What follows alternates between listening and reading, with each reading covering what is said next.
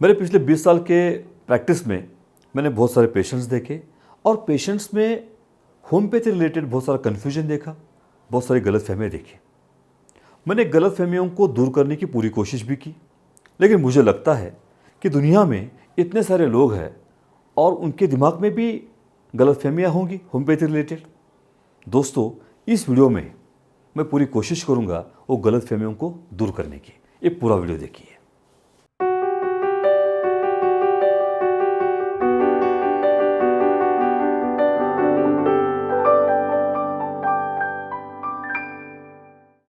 नमस्कार दोस्तों, मैं doctor BS Bhosle, MD homeopath, director of Asha Homeopathy. दोस्तों, आज जो वीडियो बनेगा ना, सवाल जवाब का होगा। क्या है सवाल और क्या है जवाब, सुनिए इस वीडियो में। दोस्तों, बहुत सारे लोगों के दिमाग में बहुत सारा कन्फ्यूजन है होम्योपैथी रिलेटेड। सबसे बड़ा कन्फ्यूजन क्या है कि डॉक्टर हर एक को दवाई एक जैसी देते हैं क्या? होम्योपैथिक दवाई एक जैसी होती है क्या? ऐसा सवाल बहुत सारे लोगों के दिमाग में होगा और होता भी है। उसका जवाब सुनिए।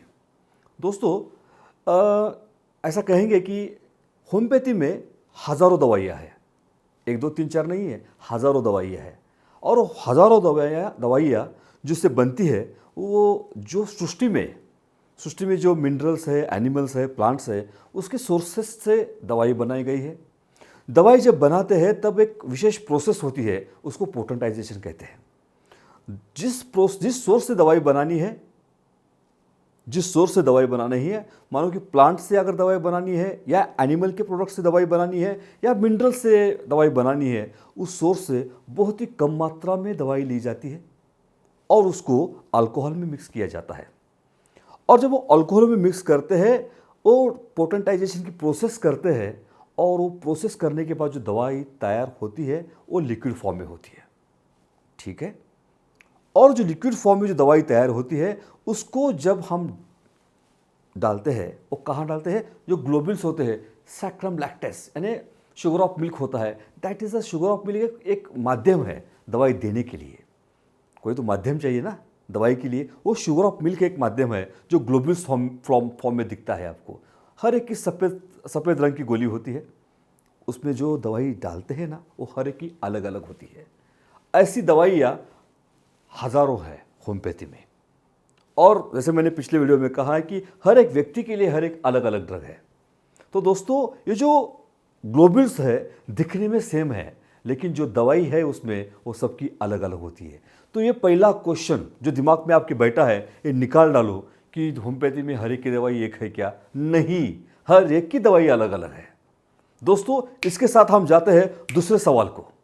दोस्तों, एक दूसरा कॉमन क्वेश्चन होता है सबके दिमाग में, और वो क्वेश्चन ऐसा होता है कि होम्योपैथिक दवाइयाँ बहुत धीरे धीरे काम करती है। दोस्तों, ऐसा क्वेश्चन होता है ना सबके दिमाग में।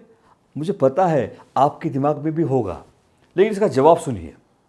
जवाब क्या है कि होम्योपैथी सबसे फास्ट पैथी है। होम्योपैथी स्लो नहीं है। देखिए, कोई भी बीमारी ठीक होती है ना, जैसे फ्रूट ठीक होने के लिए रूट ठीक होना इंपॉर्टेंट है। रूट तक दवाई जानी चाहिए ना, तो होम्योपैथी रूट तक जाती है, इसलिए दिखता नहीं है कि वो काम कर रही है कि नहीं कर रही है। लेकिन जैसे ही होम्योपैथी दवा खाते हैं, रूट स्ट्रांग होते हैं। रूट क्या है? रूट है मन, रूट है उसकी बुद्धि, रूट है उसके बॉडी, बाद में बीमारी। तो पहले रूट ठीक होते हैं, बाद में उसकी बीमारी ठीक होती है। ये होम्योपैथी का सिद्धांत है।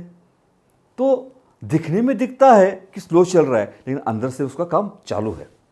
सेकेंड थिंग, होम्योपैथी डॉक्टर के पास जो पेशेंट आता है ना, वो सब करके आता है।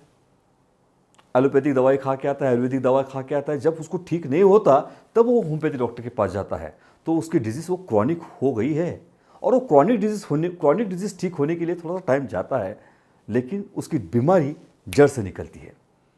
और जो एक्यूट डिजीज़ होते हैं, जैसे फ्लू है, मलेरिया है, टाइफाइड है, डिसेंट्री है, इसके लिए तो होम्योपैथी बहुत ही फास्ट काम करती है। अगर कल पेशेंट यानी एक दिन के पहले पेशेंट अगर बीमार है, तो उसको एक दिन दवाई ली तो पेशेंट ठीक हो जाता है। एक्यूट के लिए भी होम्योपैथी बहुत अच्छा काम करती है।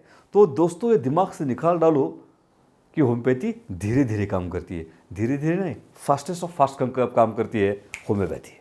इसी के साथ हम जाते हैं दोस्तों तीसरे सवाल के पास, और वो सवाल है, डॉक्टर हम होम्योपैथी की ट्रीटमेंट के साथ एलोपैथी ट्रीटमेंट ले सकते हैं क्या? या वैसी वर्षा एलोपैथिक ट्रीटमेंट के साथ होम्योपैथी ट्रीटमेंट ले सकते हैं क्या? देखिए दोस्तों, जब कोई भी बीमारी का जब डायग्नोसिस होता है, चाहे वो बीमारी हो अस्थमा हो, चाहे डायबिटीज़ हो, चाहे ब्लड प्रेशर हो, चाहे आर्टिकेरिया हो, चाहे सोरियासिस हो, चाहे कैंसर हो, डायरेक्ट डायग्नोसिस होने के बाद जब होम्योपैथी डॉक्टर के पास जाते हैं जो क्वालिफाइड है, जो क्लासिकल है, तो डेफिनेटली आपको कोई अलग साइंस की ट्रीटमेंट लेने की ज़रूरत नहीं पड़ेगी। क्योंकि होम्योपैथी में जब आप पहली बार जाओगे तो डेफिनेटली आपका डिजीज़ रूट से ठीक हो सकता है। लेकिन बहुत बार क्या होता है ना, 90% ऐसा होता है कि जो लोग डायग्नोसिस होता है बीमारी का, तो वो लोग एलोपैथी ट्रीटमेंट लेते हैं, चाहे सोरियासिस की हो, चाहे कोई भी बीमारी हो, एलोपैथी ट्रीटमेंट लेते हैं। 2-4 साल एलोपैथी ट्रीटमेंट खा के होम्योपैथी के डॉक्टर के पास जब जाते हैं, एट दैट टाइम तब हमें एलोपैथी दवाई इमीडिएटली स्टॉप नहीं करनी है। एलोपैथी दवाई रखे होम्योपैथी दवाई चालू करनी है और होम्योपैथी दवाई बढ़ाते बढ़ाते बढ़ाते एलोपैथी ट्रीटमेंट टेपर करनी है। अगर एलोपैथी ट्रीटमेंट इमीडिएटली अगर आपने स्टॉप कर दी या बंद कर दी तो डेफिनेटली डिजीज एग्रीवेट हो सकता है, डिजीज बढ़ सकता है। इसलिए डायरेक्टली एलोपैथी ट्रीटमेंट कभी भी स्टॉप नहीं करना। वो जो डॉक्टर है, हमारे जो होम्योपैथिक क्लासिकल डॉक्टर है, उनके सलाह से एलोपैथी ट्रीटमेंट आप स्टॉप कर सकते हैं। बहुत बार क्या होता है कि जैसे कि एग्जांपल के तौर पे मैं आपको बताता हूँ कि कैंसर के ट्रीटमेंट जब प्लेन यानी कैंसर डायग्नोसिस हुआ है और वो होम्योपैथी डॉक्टर के पास गया है, क्लासिकल होम्योपैथी डॉक्टर के पास गया है, तो डेफिनेटली कैंसर अच्छी तरह से ठीक हो सकता है। लेकिन बहुत बार क्या होता है, जैसे मैंने पहले कहा कि कैंसर का पेशेंट जो होता है, एक तो रेडिएशंस लेता है या सर्जरी करके हमारे पास आता है या कीमोथेरेपी लेके आता है। तो कीमो हो या रेडिएशंस हो या सर्जरी हो, इमीडिएटली उसको कीमो या रेडिएशन स्टॉप करने को नहीं कहना है या करना भी नहीं है। कीमो के साथ हम होम्योपैथी ट्रीटमेंट अच्छी तरह से ले सकते हैं और वो डॉक्टर डिसाइड करेगा कि आपकी ट्रीटमेंट कैसी होनी चाहिए, राइट। तो दोस्तों, होम्योपैथी में आप एलोपैथी ले सकते हैं, लेकिन अपने डॉक्टर को कंसल्ट किए बिना एलोपैथी ट्रीटमेंट हो या कोई भी ट्रीटमेंट हो वो लेना नहीं है। डॉक्टर आपका डिसाइड करेगा कि आपको क्या करना है। इसके साथ हम आते हैं चौथे सवाल पे, और वो चौथा सवाल है, डॉक्टर साहब हम होम्योपैथिक मेडिसिन्स मेडिकल से ले सकते हैं क्या, या सेल्फ मेडिकेशन कर सकते हैं क्या, कितना सेफ है? दोस्तों, मैं आपको कहूँगा कि नॉट ओनली होम्योपैथी, कोई भी दवाई, चाहे वो एलोपैथी हो, होम्योपैथी हो या आयुर्वेदिक हो, कोई भी सेल्फ मेडिकेशन कभी नहीं करना। डॉक्टर बने किस लिए है? डॉक्टर बनने के लिए 8-8 साल डॉक्टर अपनी पढ़ाई करते हैं और वो दवाई देते हैं। तो कोई भी दवाई सेल्फ मेडिकेशन करना नहीं, डॉक्टर के साथ कंसल्ट करके ही मेडिसिन लेना है। रहा सवाल होम्योपैथी का, होम्योपैथी में तो ऐसा सवाल ही नहीं आता कि सेल्फ मेडिकेशन करना है। बहुत सारे फार्मेसीज़ है, बहुत सारे मेडिकल्स है, वहाँ पे जाके पेशेंट्स कहते हैं कि हमें रेनल स्टोन की दवाई दे दो या सोरियासिस की दवाई दे दो। जैसे मैंने कहा कि होम्योपैथी में कोई भी स्पेसिफिक बीमारी के लिए स्पेसिफिक दवाई है ही नहीं। जब तक आप प्रॉपर हिस्ट्री नहीं दोगे, प्रॉपर एक क्वालिफाइड डॉक्टर के पास नहीं जाओगे, तब तक वो आपकी बीमारी जड़ से नहीं निकल जाएगी। इनफैक्ट अगर आपने सेल्फ मेडिकेशन किया तो साइड इफ़ेक्ट भी हो सकता है, कुछ भी हो सकता है। तो सेल्फ मेडिकेशन नहीं करना है, आपके एरिया के अच्छे डॉक्टर के पास जाके आपकी ट्रीटमेंट करना है। इसके साथ हम आते हैं 5वें सवाल पे, और वो 5वां सवाल है, होम्योपैथिक दवाइयों में कोई साइड इफ़ेक्ट है क्या? देखो दोस्तों, जहाँ पे इफ़ेक्ट है वहाँ पे साइड इफ़ेक्ट होगा ही।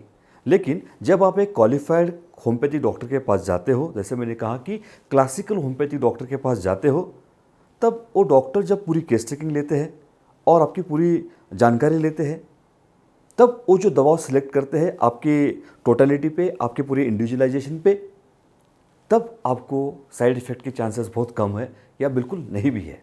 लेकिन जब आप दवाई बीमारी के नाम पे लोगे या कोई मेडिकल में जाके सेल्फ मेडिकेटेड करोगे या कोई नॉन क्लासिकल होम्योपैथी डॉक्टर के पास जाओगे, तो कभी कभी साइड इफ़ेक्ट हो सकते हैं। तो देखो दोस्तों, होम्योपैथी शास्त्रों में अगर शास्त्र के सिद्धांतों के अनुसार आपने दवाई ले ली तो definitely there is no side effect होता ही नहीं। दोस्तों, और बहुत सारे सवाल आपके दिमाग में होंगे। ये वीडियो बहुत बड़ा हो रहा है और मैं चाहता हूँ कि अगले सवाल अगले वीडियो में हम दिखाएंगे। दोस्तों, तब तक के लिए आप अपना ख्याल रखिए, मस्त रहिए and be happy in your home. नमस्कार दोस्तों।